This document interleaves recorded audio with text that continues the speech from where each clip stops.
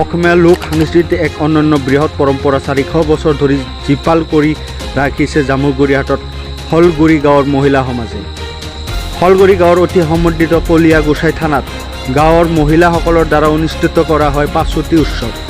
কৃষ্ণৰ জন্ম 4 দিনৰ পাছত গোকুলত আনন্দ উৎসৱ কৰি ঘি মৌ তথা অষ্ট অমৃত পান কৰা দৃশ্য প্ৰতীকী ৰূপত দেখুওৱা হয়।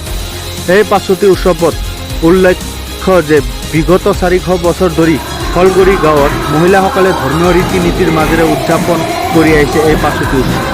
গাঁওবাসী ৰাইজে 400 বছৰ ধৰি উদযাপন কৰি অহা এই পাছতি উৎসৱলৈকে বহু অলৌকিক ঘটনাও জড়িত থকা বিষয়ে জানিব পৰা গৈছে।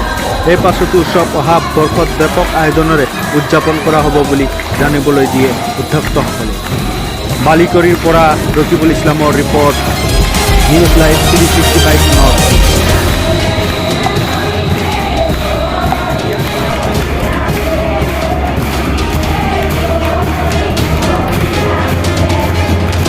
প্ৰথমে চেউনি ব্ৰতদুৱা থান পৰিচালনা কমিটিৰ পৰিয়ালৰ হৈ আপোনালোক সকলোকে ধন্যবাদ জ্ঞাপন কৰিছোঁ। এইখন চেউনি ব্ৰতদুৱা কলীয়া গোসাঁই থান। ইয়াৰ এটা সুদীৰ্ঘ পৰম্পৰা আছে, ঐতিহ্যমণ্ডিত থান। কোৱা হয় ইয়াত শ্ৰীমন্ত শংকৰদেৱৰ পদৰে নূৰে পুণ্য এই থান। এটা সময়ত ৰৌতাৰ পৰা গাংমৌলৈ যোৱাৰ পথত শ্ৰীমন্ত শংকৰদেৱ মহাপ্ৰভুৱে ইয়াত জিৰাইছিল বুলি এটা প্ৰবাদ আছে। সেই প্ৰবাদকে সৰোগত কৰি আজি প্ৰায় 400 বছৰৰ অধিক কাল হলগুৰীয়া ৰাইজে একগোট হৈ একান্তমনে ইয়াতে ভগৱত চিন্তা কৰি আহিছিল। আৰু ইয়াৰ লগে লগে আনুষংগিকভাৱে ফাকুৱা উৎসৱ, দৌল উৎসৱ, পাছতি উৎসৱ, নাম সামৰণি বা ইয়াৰ 4 প্ৰসংগ ডেইলি চলি আছে।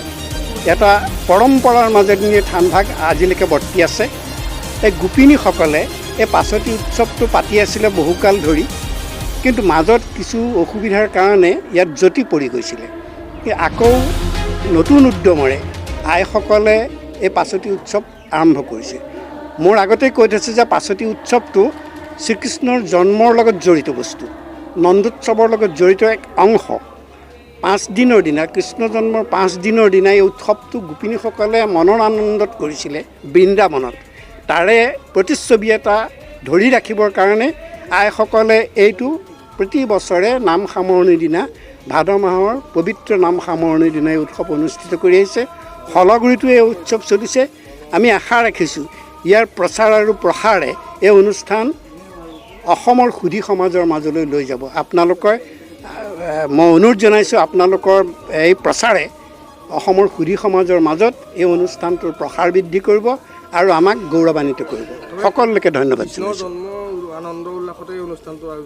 কৃষ্ণৰ জন্মৰ আচলতে নন্দোৎসৱৰ এটা অংশ হয়।